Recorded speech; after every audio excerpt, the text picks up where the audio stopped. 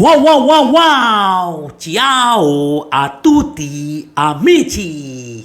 Halo teman-teman semua, ketemu lagi dengan Bumba. Oke, malam ini gue pengen bahas bagaimana pertandingan-pertandingan di Liga Champion. Tapi gue mau bahas khusus tim-tim Itali yang sudah mulai berbicara banyak di Liga Champion. Kenapa gue bilang bisa berbicara banyak? Karena ada 4 perwakilan Itali dan 3 tim itu menang. Ya, kalau malam kemarin Inter lawan Pleasant itu menang 2-0. Napoli tadi lawan Rangers juga menang 3-0. AC Milan lawan Dinamo Zagreb itu juga menang 3-1. Tapi Juve yang kalah di kandang melawan Benfica 1-2. Tapi kita mau bahas bagaimana nih semua tim-tim Itali. Kalau bicara Inter, kita udah bahas kemarin ya. Di pembahasan kemarin udah cukup. Sekarang yang pengen gua soroti adalah Napoli ya. Napoli ini sudah 2 kali bermain, 2 kali menang. Di pertandingan pertama dia menang lawan Liverpool. Tidak ada yang menyangka bahwa Napoli bisa menang 4-1 lawan tim sekelas Liverpool ya. Terus yang tadi pagi dia juga bermain melawan Rangers, itu menang 3-0. Jadi memang dari awal Napoli ini kan tidak diunggulkan. Tapi kita bisa lihat di Serie A, di Liga Champion, mereka sangat ganas ya. Lini depannya itu cetak golnya nggak sedikit-sedikit ya. 3-4. Di Liga Italia juga begitu gitu. Jadi benar-benar mereka punya penyerang-penyerang itu luar biasa. Bagus-bagus. Karena memang kemarin mereka di bursa transfer begitu aktif ya. Karena mereka punya duit. Habis jual Koulibaly, jual Fabian Ruiz. Mereka banyak duit dan mereka bisa berinvestasi untuk pemain-pemain yang bisa mereka dapatkan gitu loh. Jadi benar-benar istilahnya Napoli luar biasa. Nah ini gue lihat ya sebentar. Nah ini jadi di Napoli itu jadi mereka tadi malam ya melawan Rangers itu benar-benar luar biasa ya. Kenapa gitu loh? Karena mereka bisa menang 3-0 ya. 3-0 itu bukan skor yang sedikit ya. Jadi permainan Napoli ini luar biasa gitu loh. Jadi kalau dari shot on goalnya ke gawangnya Rangers itu 10, yang jadi gol 3 ya. Shot of target itu 10. Berarti kan ada 20 mereka menendang ke sana gitu yang jadi target mereka, akhirnya golnya 3 gitu. Jadi pertama kan di menit ke-60 sebenarnya Napoli dapat penalti, tapi itu tidak berhasil. Zielinski itu menendang, akhirnya nggak bisa gol gitu loh. Tapi mereka terus berjuang dan akhirnya di menit ke-68 dapat penalti lagi nih Napoli, tapi yang mengambil Politano dan akhirnya gol 1-0 gitu loh. Nah, terus di menit 85 itu juga Raspadori ngegolin lagi. Padahal kemarin waktu lawan Spezia itu Raspadori yang bikin kemenangan Napoli 1-0 gitu loh. Sekarang di Liga Champions dia cetak gol lagi gitu loh. Luar biasa ya. Raspadori ini pemain baru yang dia beli dari Sassuolo dengan sistem pinjam tapi kewajiban membeli di musim depan. Luar biasa Napoli ya. Kita kasih selamat buat Napoli. Salut. Terus di menit 90+1 itu yang ngegolin adalah Dombele. Dombele ini siapa? Sahabat Bung Bob tahu? Ini pemain Hotspur yang dipinjamkan ke Napoli, yang nggak kepake sama Conte, akhirnya dipinjamin ke Napoli. Ternyata di Napoli dia dapat jam bermain dengan Spalletti, ini luar biasa. Jadi memang tim-tim Napoli ini sekarang juga luar biasa ya, karena memang lini tengahnya bagus, lini depannya apalagi gitu loh, dan di belakangnya walaupun ditinggal Koulibaly itu luar biasa karena mereka paling kebobolan paling sedikit nih di Liga Italia gitu loh. Nah luar biasa ya ini Napoli ini. Jadi makanya gue bilang ini suatu kebanggaan buat Itali bahwa tim-tim Itali bisa berbicara banyak di Liga Champion ya. Nah sekarang gue pengen bahas tentang AC Milan nih ya. AC Milan juga menang tadi malam itu juga permainan Milan juga bagus ya, terutama si Giroud ya. Giroud tuh di menit ke-45 dapat penalti karena si Leo tuh dijatuhin, yang mengambil eksekusi penalti Giroud dan menang, dan di babak pertama ditutup 1-0. Dan dari segi permainan juga itu shot on targetnya Milan tuh 7, shot off targetnya 7. Jadi artinya yang menjadi gol 3. Tapi di babak kedua Salemaker itu juga menggolin. Tahu nggak siapa yang mengumpan, yang bikin asis itu Leo. Leo ini luar biasa ya menurut gua nih, talenta bagus dan punya kecepatan dan asis-asisnya juga bagus ya. Ya salut buat Milan, selamat juga untuk kemenangannya tadi pagi ya.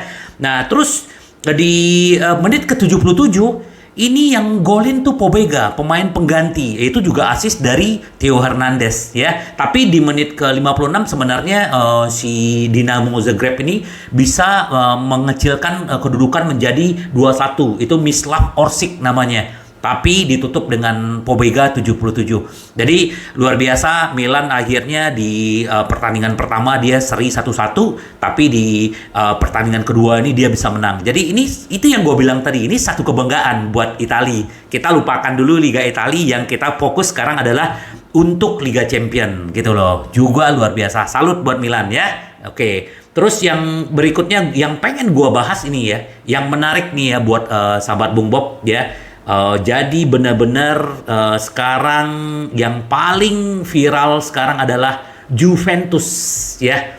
Juventus sebenarnya Juventus ini kan ketemu dengan Benfica ya di pertemuan pertama di Liga Champions itu juga lawan PSG. Juventus kalah 2-1 ya. Sekarang main di kandang sendiri melawan Benfica, Juventus juga kalah 1-2. Padahal sebenarnya di menit 44 ya, Arkadius Milik itu udah mencetak gol ya, dan keunggulan 1-0 itu sampai menit 42. Kenapa? Karena di menit 43 pemain belakang Juventus itu melanggar pemain Benfica, dan akhirnya di menit 43 Benfica bisa menyamakan dengan penalti.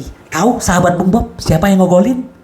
Yang ngegolin adalah João Mario. Itu adalah mantan pemain Inter ya. Kalau gua lihat dia ngegolin tuh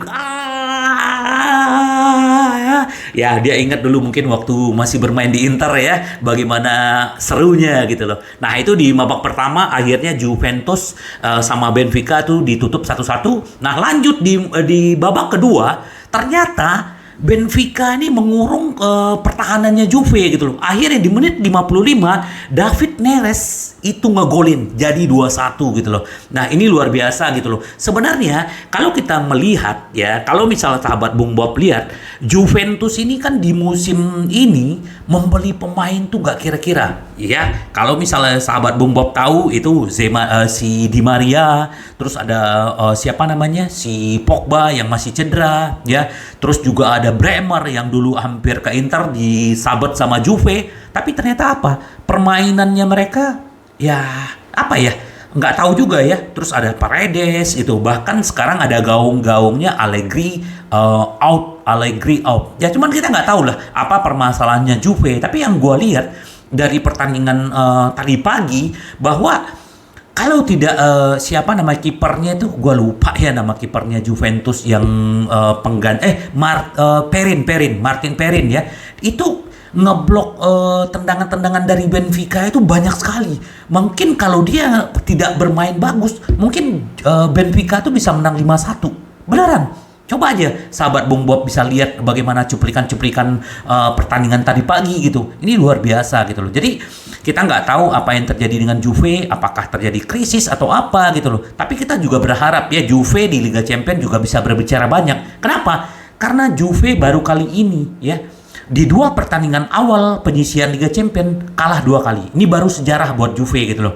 Nah, makanya kita nggak tahu permasalahan-permasalahan apa yang terjadi dengan Juve, tapi kita berharap untuk Liga Champions semoga tim-tim Italia ini berbicara banyak. Kebayang nggak ya kalau misalnya semua tim-tim Italia ya, Inter, Milan, Napoli, Juventus bisa lolos ke babak 16 besar nih, suatu pencapaian. Kenapa? Ini akan meningkatkan peringkatnya Italia ya untuk Eropa, untuk dunia gitu loh. Dan ini akan menjadi daya tarik. Selalu gue bilang gitu. Karena kita harus berbangga diri. Kalau kita sebagai penggemar Liga Italia, kita juga pengen berharap tim-tim Italia yang 4 besar ini bisa masuk ke babak berikutnya. Begitu juga yang Liga Eropa ya, yang istilahnya nanti malam itu malam Jumat bermain, itu juga bisa berbicara banyak gitu loh. Ini akan bagus dan bisa menarik pemain-pemain bintang untuk bermain di Serie A. Ya, zaman-zamannya Serie A kan sahabat Bung Bob tahu di tahun 90-an itu liga yang paling terbaik itu adalah Serie A. Memang kalau sekarang kan liga terbaik itu adalah Liga Inggris. Nah, kita berharap nih tim-tim Italia bisa berbicara banyak di Liga Champion, Liga Eropa. Kenapa? Ini yang akan membuktikan bahwa Liga Italia itu bukan istilahnya liga yang biasa-biasa aja. Karena kan kemarin-kemarin kan sempat penurunan. Kenapa? Karena dulu ada pengaturan skor lah, macam-macam gitu loh. Tapi sekarang pamor-pamor Liga Italia itu naik seiring waktu. Dan kalau bisa berbicara banyak di Liga Champion, itu luar biasa. Ya, kita doakan aja semoga tim-tim Italia berjaya di Liga Champion dan Liga Eropa. Sampai ketemu lagi dengan Bung Bob. Bye bye, ci vediamo.